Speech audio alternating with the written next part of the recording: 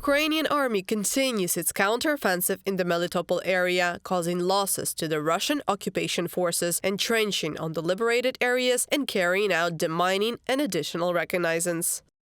We have partial success on the west of Verbove. Total enemy losses are 147 men. 6 pieces of enemy military equipment were destroyed, in particular 2 tanks, 3 armored fighting vehicles and 1 artillery system. Also 3 ammunition piles of the enemy were blown up. Alexander Tarnavsky, commander of the Tavria Operative Strategic Group of Forces, on Telegram. The Russians continue to launch their subversive groups from the left bank of the Dnieper River, from the occupied territory of Kherson region, and maneuver between the islands. At the same time, the Ukrainian military successfully destroys the enemy's subversive group and holds the defense, said Natalia Humenyuk, head of the United Coordination Press Center of the Defense Forces of Northern Ukraine. We realize that we are dealing with a rather inadequate enemy. Our defenses are quite tight and enemy advancement is not expected. Natalia Humenyuk, head of United Coordinating Press Center of Security and Defense Forces of South of Ukraine, on the air of the Ukrainian National Telethon. Thanks to Ukrainian intelligence, a lot of Russian military equipment was destroyed. Among the targets were artillery installations, electronic warfare equipment, and multiple rocket launchers. It is also reported that the Russian occupiers suffered heavy losses in manpower.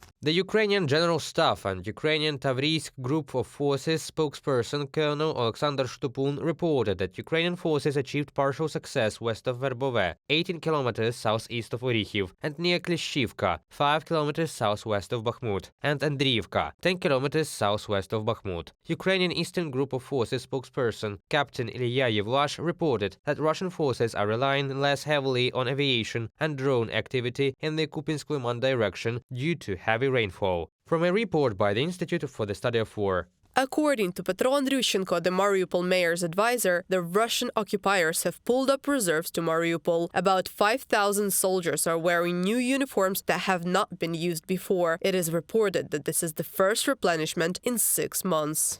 This shows that they understand perfectly well that we are about 15 kilometers away from Tokmak, and very soon we will reach it. Then only the Kerch Bridge will be left. When we manage to block the possibility of supplies from the territory of the Russian Federation through the southern corridor and completely destroy the Kerch Bridge, the Crimean grouping and the Kherson grouping will be without supplies of everything that is necessary for combat operations. Meanwhile, the Russians are relocating their boats in the occupied Crimea by land, fearing that they will be destroyed by the Ukrainian armed forces at sea. The attached guerrilla movement recorded how a military boat was transported by lorry from a port of Feodosia deep into the annexed Crimean peninsula. Reported by Anastasia Tarnavska, Victoria Smirnova, UATV News.